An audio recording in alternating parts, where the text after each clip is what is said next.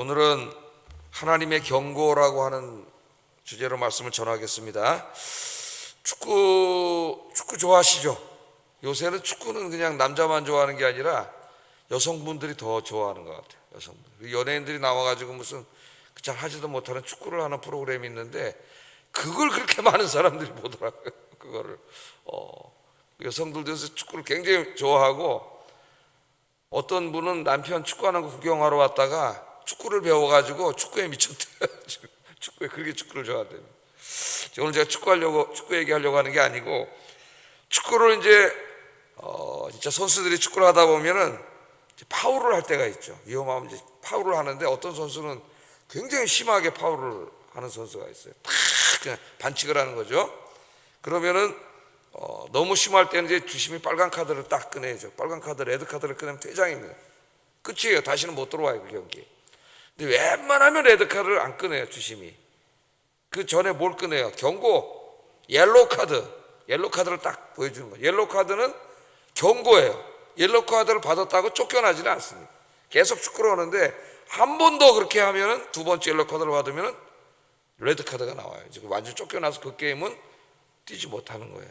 그게 이제 경고죠. 경고. 자, 오늘 말씀해 보면은 하나님의 백성임을 자처하는 사람들이 이제 심하게 하나님의 말씀을 어겼습니다. 하나님의 말씀을 어기고 죄악의 길로 갔어요. 오늘 이제 하나님이 지적하시는 죄악은 우상숭배죠. 우상숭배. 하나님 아닌 다른 것들, 인간이 손으로 만든 것들을 하나님처럼 사랑하고 의지하고 섬기고 사는 행위가 우상숭배예요. 그 죄악에 대해서 하나님이 경고하시는 그런 말씀입니다. 자, 옐로우 카드예요. 옐로우 카드. 예레미야에게 주신 사명이 말씀을 통해서 옐로우 카드를 보여주는 거예요. 레드 카드를 보여줘서 쫓아내는 게 아닙니다. 그래서 이제 그 경고의 메시지인데, 이 경고의 메시지를 듣고 깨닫고 자기의 죄들을 회개하고 하나님께로 돌아오면은 하나님이 그 죄를 다 용서해 주시고 평안하고 복된 삶을 살 거예요. 그런데 이제 예레미야 경고의 말씀을 듣고도 계속 그런 죄악을 범하고 살면은 이제는 레드카드가 나오는 거죠. 하나님의 심판이 임할 거예요. 그 메시지를 가서 말해 주라는 거예요. 그게 오늘 본문의 전체적인 핵심의 이 말씀입니다. 자, 하나님은 이제 오늘 말씀처럼 하나님의 백성들이 자꾸 이렇게 죄를 짓고 잘못된 길로 가면은 하나님 레드카드로 탁 내미시지 않으셔요. 그러면 저도 여기 서 있을 수가 없었겠죠. 벌써 이 세상을 떠났든지 그랬을 텐데, 하나님이 이제 우리를 사랑하시기 때문에 하나님 우리를 심판하기로 원하지 않았어요. 그게 뭘 보여주셔요? 경고. 여러 가지를 통해서 우리를 깨닫게 하십니다. 경고의 메시지를 주시는데, 하나님이 가장 자주 사용하시는 경고의 수단이 하나님의 말씀이에요. 그래서 우리가 언제 깨달아요? 주로 하나님 말씀을 설교를 통해서 듣다가 깨닫게 되는 거죠. 물론 설교를 듣다가 이제 힘을 얻고 용기를 얻고 위로를 받고 그럴 때도 있지만은, 어떤 말씀은 책망하는 말씀이죠. 죄악에 대해서 회개하라고 하는 말씀이, 그런 말씀을 듣고 우리가 이제 깨닫게 되죠. 그러면 자신을 돌아보게 되고, 내가 잘못 살아오고 있구나, 신앙생활을 잘못하고 있구나, 이렇게 하면 안 되는데, 깨닫고 하나님께로 돌아오면 하나님 언제든지 기다리고 계시죠. 누가복음의 탕자의 아빠가 하나님이시잖아요. 아무리 탕자를 할지라도 돌아오면 하나님이 넓은 품으로 안아주시고 잔치를 여시고 기뻐하셔요. 그래서 아버지의 품 안에서 행복하게 살 수 있는 거예요. 자, 오늘 한번 이 말씀을 보겠습니다. 자, 예레미야가 어디 살았어요? 예루살렘 근처에 있는 아나돗에 살았습니다. 아나돗은 제사장들이 주로 살던 곳인데, 어떤 제사장들이냐 하는 것은 이제 첫째 시간에 우리가 공부를 했죠. 솔로몬이 왕이 될 때 이제 그 왕자의 난이 일어나가지고 반란을 일으켰던 왕자의 편에 섰던 이제 제사장들이 몰라 그래서 솔로몬이 왕이 된 다음에 아나돗으로 쫓아냈다 그러죠. 예레미야는 그 쫓겨난 제사장들의 후손, 물론 그때로부터 이제 한 300년 지난 다음에 예레미야가 태어났지만은 그런 분위기 속에서 자랐다 그랬어요. 근데 이 아나돗은 살구꽃으로 굉장히 유명한 마을이었다 그럽니다. 살구꽃. 근데 살구꽃이 언제 피냐면은 이 유대 땅에서, 예루살렘에서 겨울이 지나가고 봄이 이제 겨울 빨리 지났으면 좋겠죠. 겨울이 시작됐는데 겨울이 지나가고 봄이 올 때 제일 먼저 봄 소식을 알리는 꽃이 살구꽃이라래요. 그러니까 우리나라에서는 겨울이 지나고 봄에 제일 먼저 피는 꽃이 무슨 꽃이에요? 매화예요.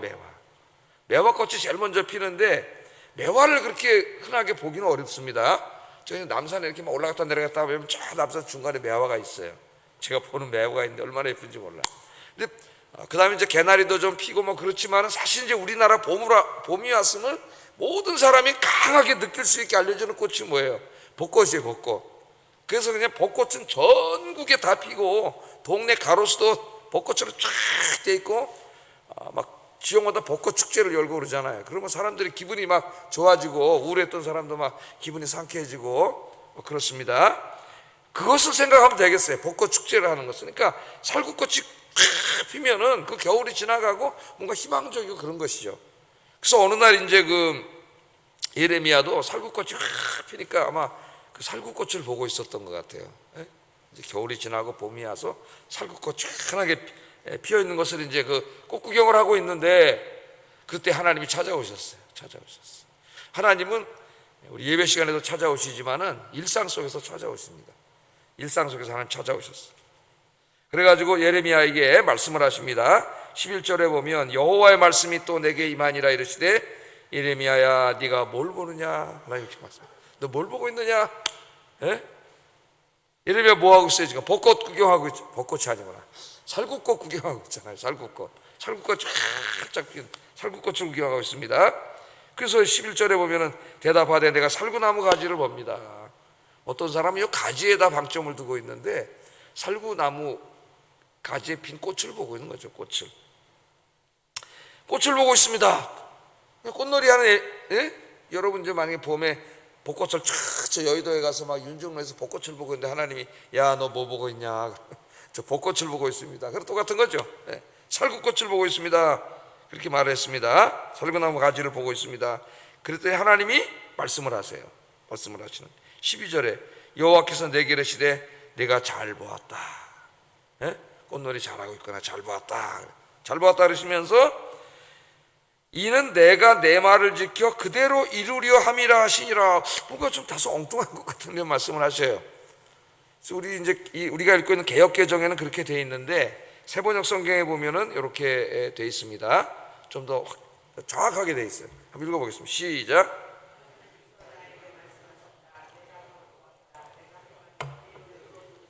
내가 지켜보고 있다. 저 단어가 히브리어 굉장히 중요한 단어인데 지금 우리가 읽는 번역 성경에 저 단어가 이렇게 잘 안 나타나요. 지켜보고 있다는 말이. 저게 중요한 말이에요. 여기 히브리어의 언어유가 있습니다. 지금 뭘 보고 있어요? 살구꽃을 보고 있잖아요. 살구꽃을 보고 있는데 하나님이 찾아오셔서 네가 뭐 보느냐? 살구꽃 보고 있습니다. 잘 보고 있다 그래. 꽃 이쁘지? 그러면서 뭐라 그래요? 내가 한 말이 이제부터 내가 한 모든 말이 내가 한 그대로 말한 그대로 이루어지는 지를 누가 지켜보고 있는 거예요? 하나님께서 계속 지켜보고 있다는 거예요. 저게 방점이 있어요. 하나님께서 계속 지켜보고 있다. 왜 살구꽃을 보는데 하나님이 계속 지켜보고 있다? 예레미야는 살구꽃을 보고 있는데 하나님은 너를 지켜보고 있다. 예루살렘을 지켜보고 있다. 이 말씀을 하실까요? 여기 언어 유의가 있어요. 여기 살구꽃 가지는 히브리 말로 사케드입니다. 사케드인데 저기 써놨죠 제가. 하나님이 내가 지켜보고 있다는 말은 소케드예요. 그러니까 저 지켜보고 있다는 말을 번역해서 죽이면 안 돼. 이 중요한 말인데. 소케드. 그러니까 발음이 비슷하잖아요. 이게 비슷한 말로 막 노래하고 막 그러는 게 뭐 라임이라 그러잖아요. 근데 저게 이제 저런 걸 뭐라 그래요? 언어유희라 그러죠. 워드 플레이. 성경은 워드 플레이가 이렇게 종종 나옵니다. 네가 뭘 보냐? 사케드를 보고 있습니다. 그랬더니 내가 소케드 하리라. 이렇게 하면 이제 잊어먹지 않겠죠. 그래서 이 살구꽃을 보고 있는 예레미야를 찾아와서 하나님이 하시는 말씀이 내가 이제부터 너를 통해서 전하는 모든 말들이 다 이루어질 거라는 거죠. 이루어지는지 안 이루어지는지를 내가 이렇게 매일 어떻게 하고 있다는 거예요? 지켜보고 계신다. 그렇게 말을 합니다. 그러니까 살구꽃 사케드와 하나님이 보고 있다는 소케드가 거의 비슷해요. 발음이. 이 비슷한 발음으로 이제 어떤 교훈을 줄 때 우리가 이거 말장난이라고 우리 말로 하는데 워드플레이라고 하죠. 워드플레이로 하나님 유머 있게 말씀을 하신 거예요. 그럼 이제 매해마다 봄이 올 때마다 예레미야는 뭘 보게 될까요? 살구꽃을 보게 될 텐데, 그 꽃을 볼 때마다 뭐가 생각이 날까요? 사케드를 볼 때마다 소케드가 생각나겠지. 예? 살구꽃을 봐서인지 아이고 봄이 왔는데 하나님이 내가 너의 인생과 너 예루살렘의 모든 삶을 내가 다 지켜보고 있다. 깜짝 놀랐죠. 하나님이 다 보고 계신다는 거예요. 이 말씀을 먼저 해주십니다. 여러분 이제 봄이 오고 벚꽃 구경을 하다가 살구꽃은 아니지만 여러분 이 말씀이 생각나기를 주의 이름으로 축복합니다. 하나님이 다 지켜보고 계시지. 예? 그래서 두 번째 이것을 어떤 사람은 이제 살구꽃 환상 그렇게 말하는 사람도 있는데, 살구꽃 환상이라기보다는 직접 살구꽃을 이제 보고 있는 거라고 보여져요. 근데 두 번째는 이제 가마솥을 보고 있습니다. 가마솥. 이 가마솥도 직접 본 거예요. 뭐 환상이 아니고. 왜냐하면 가마솥이라고 하는 것은 유대 사회에서 가정마다 다 있는 거죠. 우리도 시골에 옛날에 집에 가면 다 뭐 있어요? 가마솥이 있잖아요. 거기다 막 밥도 해 먹고 뭐 국도 많이 끓이고 막 큰 가마솥도 있고 그런데 가정마다 다 가마솥이 있죠. 근데 이제 두 번째 하나님 또 이렇게 물어보십니다. 네가 뭘 보고 있느냐? 근데 그때 이제 예레미야가 가마솥을 보고 있었거든. 그러니까 예레미야가 내가 가마솥을 보고 있습니다. 이렇게 말씀을 하는 거죠. 13절 보겠습니다. 13절 시작.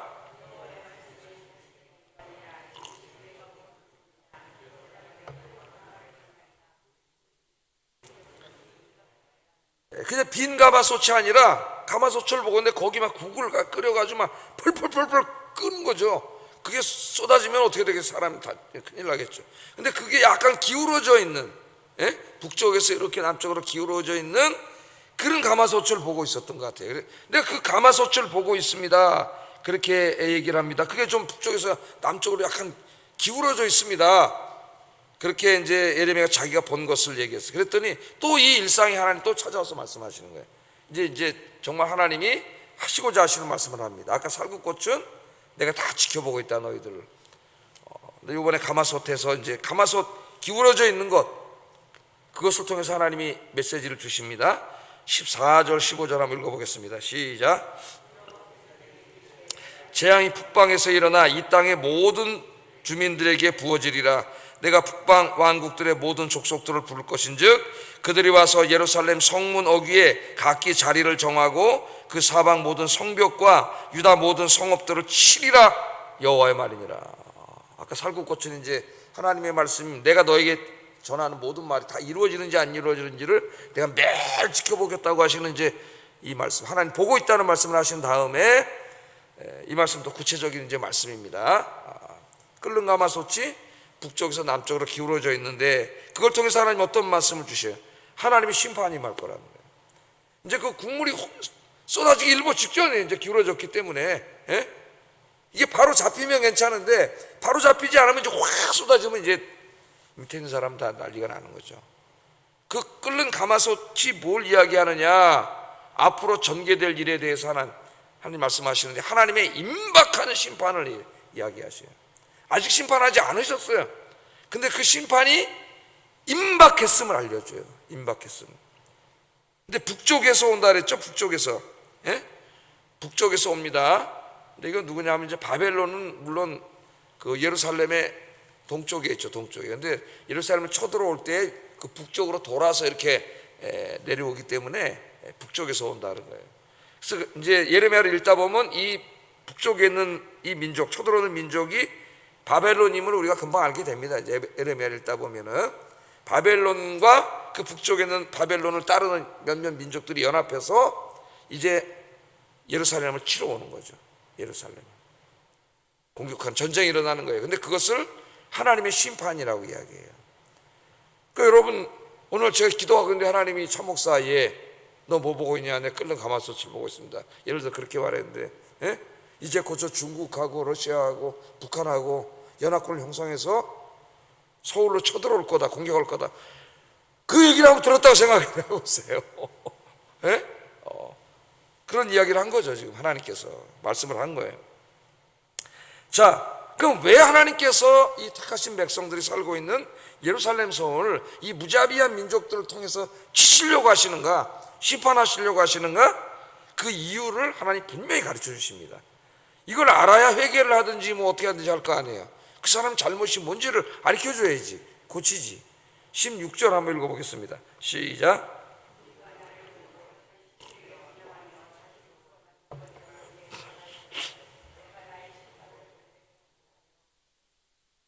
그들의 모든 죄악을 징계하리라. 아멘. 자, 왜 하나님께서 그 북방의 민족들을 들어서 이스라엘 수도인 예루살렘을 치려고 합니까? 예? 물론 있잖아요. 북이스라엘은 망했을 때고 남유다의 수도가 이제 예루살렘인데, 제가 이스라엘이라고 얘기할 때는 하나님의 그냥 언약 백성의 언어이기 때문에 얘기하는 거예요. 정확하게 이제 그 민족적으로 말하면 남유다, 예루살렘 이렇게 얘기해야 되는데 제가 막 섞어서 얘기할 거예요, 그냥. 예. 북이스라엘은 이미 망했고 이제는 그 남유다만이 하나님의 언약 백성인 이스라엘의 역할을 하고 있기 때문에 그렇게 말을 하는 겁니다. 이게 헷갈리지 마세요. 제가 막 어떤 말을 하더라도. 자, 여기 보면은 왜 내가 너희를 심판하려고 하느냐 하면은 분명히 말씀하세요. 너희들이 나를 버리고, 하나님을 버리고예요. 하나님을 버리고 다른 신들에게 분향을 했다, 다른 신들에게 예배를 드렸다 그 말이죠. 그런데 그 다른 신들은 뭐예요? 또 설명을 하고 있죠. 인간들이 자기 손으로 만든 것들, 거기에 가서 절하고 분향하고 예배를 했다는 거예요.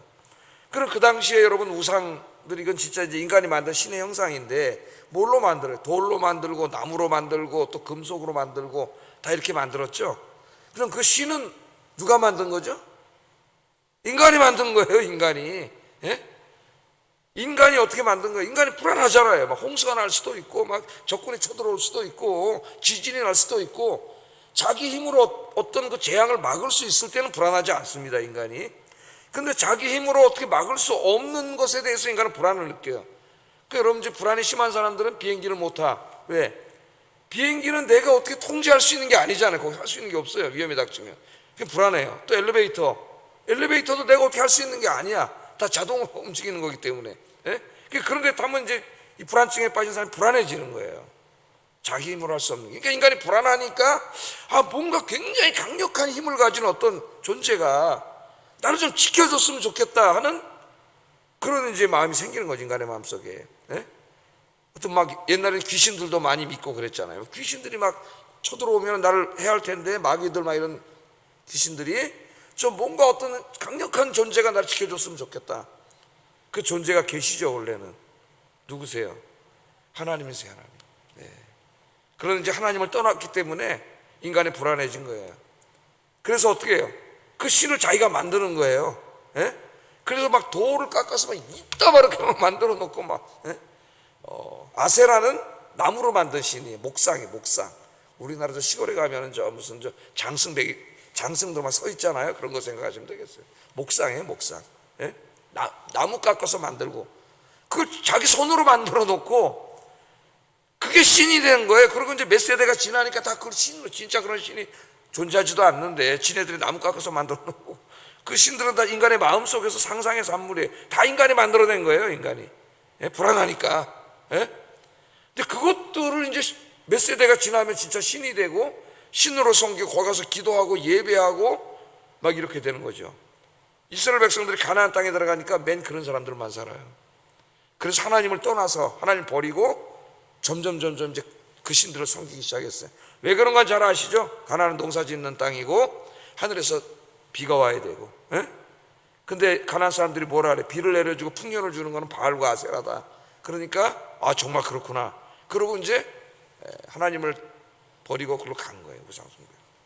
자, 하나님이 우리를 창조하신 창조자 하나님이신데 우리를 만드신 하나님을 떠나서 자기들이 손으로 만들어 놓은 그 돌 조각, 나무 조각, 금속 조각에 불과한 그것들을 신이라고 가서 예배하고 섬기고 의지하고 기도하고, 이렇게 인간이 어리석게 살고 있지 않습니까?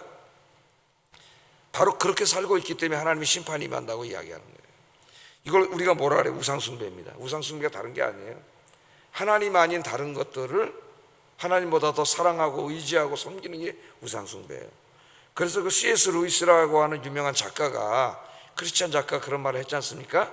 여러분 한번 생각해보세요. 내 마음속에 가장 사랑하고 있는 분, 가장 존귀하게 귀하게 여기고 있는 것, 예? 여러분 마음속을 항상 가득 채우고 있는 것, 그분이 하나님이 아니라면은 그게 다 우상이라는 거예요. 그럼 우리가 얼마나 많은 우상을 숭배하고 있습니까?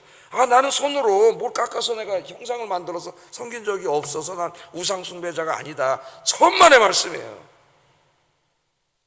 내 마음의 성전에, 하나님의 보좌에 하나님이 앉아 계셔야 되는데 하나님은 저기 쫓아내버리고 여기에 돈을 앉혀놓은 사람도 있고 세상에 쾌락을 앉혀놓은 사람도 있고 온갖 인간이 만들어 놓은 것들, 어떤 사람은 이념, 사상, 철학을 여기다 앉혀놓은 사람도 있고 정치를 앉혀놓은 사람도 있고, 내가 하나님보다 더 소중하게 여기고 사랑하고 하나님보다 더 내 마음을 가득 채우고 있고 내 마음 하루 종일 생각하고 있는 그것이 우상이에요. 그게 뭐든지 간에. 그 C.S. 루이스가 얼마나 통찰력 있습니까? 내가 다른 그 어떤 것보다도 사랑하고 소중하게 여기고 의지하고 있는 것이 있는데 그게 하나님이 아니라면은 그게 우상이라는 거죠. 그게 우상. 오늘 하나님이 이렇게 말씀을 하고 있습니다. 자, 그리고 이 말을 어떻게 하라 그랬어요? 가서, 오늘 핵심이 이야기하라는 거예요. 예루살렘에 가서 그 우상을 섬기고 있는 왕과 권력자들과 제사장도 다 포함돼요. 백성들에게 가서 이 경고의 메시지를 하라는 겁니다. 17절 한번 읽어보겠습니다. 시작.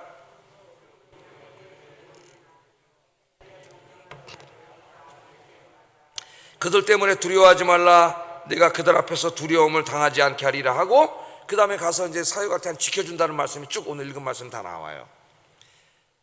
자, 하나님께서는 예레미야에게 이 끓는 가마솥 메시지, 즉 임박한 하나님의 심판의 메시지를 가서 이 왕과 이 관료들과 이 제사장들과 백성들에게 가서 이야기하라는 겁니다. 자, 이 이야기를 하는 것이 예레미야의 사명이에요. 이 사명에 대해서는 어제 말씀을 드렸기 때문에 더 이상 진전시키지는 않겠습니다. 근데 오늘은 조금 다른 부분에 초점을 맞추려고 그래요. 이게 전하는 게 사명이에요. 사람들이 좋아할까요? 심판의 메시지, 전쟁의 메시지 좋아하지 않습니다. 왕이 좋아할까요? 권력자들이 좋아할까요? 이런 말씀 들으려고 그럴까요? 그런 설교하면 귀 막을 거예요. 안 들어요. 뭐만 좋아해? 그 예루살렘에 지금 거짓 선지자들이 있어요.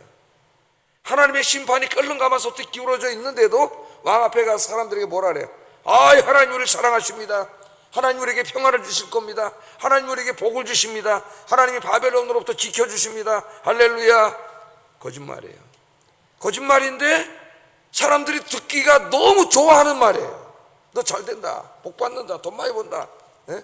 하나님의 심판은 지금 끓는 가마솥이 기울어져 쏟아지려고 그러는데 이걸 빨리 가르쳐줘야 되는데 지금 얼마나 이게 지금 실감이 있는 말씀입니까? 이 이미지가 끓는 가마솥 지금 좀 넘어지잖아요. 근데 뭘 평안해? 평안하기는 회개하라고 가서 외쳐야 되는데 회개하라는 누가 좋아해요? 왕한테 맞아 죽을 수도 있어요. 좋아하는 메시지가 아니에요. 그러니까 하나님이 예레미야는 두려워했고 하나님 두려워하지 말라, 내가 지켜준다고 오늘 계속 말씀을 한 거예요. 근데 여기에 이제 오늘 제가 마지막 핵심을 얘기하고 오늘 이제 설교를 마치려고 하는데 그게 뭐냐면은 하나님은 그냥 심판하시면 되잖아요. 그렇게 우상을 섬기고 있는데 그냥 뭘 이걸 알려줄 필요가 뭐 있어요. 그냥 바빌론 군대 확 와서 쳐버리면 되지. 근데 하나님 이걸 왜 가서 예레미야에게 이야기하라 그럽니까? 그것도 몇 년 동안 했어요. 예레미야가 40년 동안 매 맞고 감옥에 가고 조롱당하고 뺨도 맞고 그러면서 계속 하나님이 가서 얘기하라는 거예요. 40년 동안 하나님이 계속 말하라 그래. 이제 예레미야서에 보면 하나님 지금 뭐 하고 계시는 거예요? 경고하고 계시는 거예요. 경고. 왜 경고하셔요? 사랑하시니까. 하나님 그들을 심판하기를 원하지 않으세요. 그런데 하나님 공의의 하나님이에요. 그들의 죄악을 그냥 방치해 둘 수가 없어요. 하나님의 공의가. 하나님은 그들이 돌아오기를 원하세요. 그래서 예레미야를 이 어려운 일에 선택해 하셔가지고 계속 가서 전하라는 거예요. 여기서 하나님은 이 예루살렘 백성들이 하나님께로 돌아와서 다시 평안하고 복받고 그렇게 살기를 40년 동안 기다려 주시면서 40년간을 계속 기회를 주신 거예요. 40년간. 그러나 이제 우리가 예레미야서를 통해서 읽어보면은 돌아오지 않습니다. 40년 동안 기회를 주셨는데도. 그래서 그들이 망한 거예요. 오늘 이 말씀은 단지 이스라엘의 역사의 이야기가 아니라 이 땅을 앞으로 주님 오실 때까지 살아갈 모든 하나님의 백성들의 이야기예요. 이 말씀이. 하나님은 계속 말씀하십니다. 때로는 살구꽃을 통해서도 보여주시는데 우리가 미련해서 깨닫지 못할 수, 끓는 가마솥을 보여주시는데도 우리가 다 눈이 어두워지고 귀가 어두워져서 깨닫지 못할 뿐이에요. 그러나 하나님의 말씀을 통해서 하나님께서 강력하게 말씀하시는데, 오늘 이제 이 주의 말씀을 내가 받는 게 가장 중요하겠죠. 나에게 하신 말씀을 여기고, 내 마음속에, 우리 마음 하나님의 성전인데 하나님보다 더 사랑하고 하나님보다 더 귀하게 여기고, 하나님보다 내 마음을 더 가득 채우고 있고, 그런 것들이 있습니까? 오늘 하나님 뭐라 그러시 말씀 통해서 다 부숴버리라, 뽑아버리고 부숴버려, 다 부숴버리고 내 마음의 이 성전의 보좌에 하나님을 다시 앉혀드리고 하나님만 섬기며 살아가시는 여러분 되기를 주의 이름으로 축복합니다. 기도하겠습니다.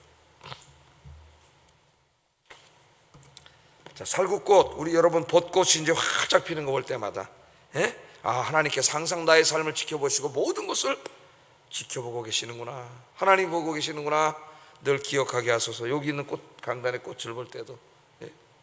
두 번째, 하나님의 사랑의 경고의 메시지에 귀를 기울여야 합니다. 이들은 40년 동안 귀를 기울이지 않았어요. 귀를 기울이셔야 돼요. 하나님의 사랑의 경고의 메시지에 귀를 기울이고 항상 말씀에 비추어서 자신을 돌아보게 하소서. 자신을 돌아보고 성찰하는 게 굉장히 중요해요. 세 번째, 내 삶에 하나님보다 더 높아진 것, 더 사랑하는 것, 더 의지하는 것, 이 모든 우상들을 다 부숴버리고 하나님만 높이고 하나님만 사랑하고 하나님만 의지하고 살게 하소서. 기도하겠습니다.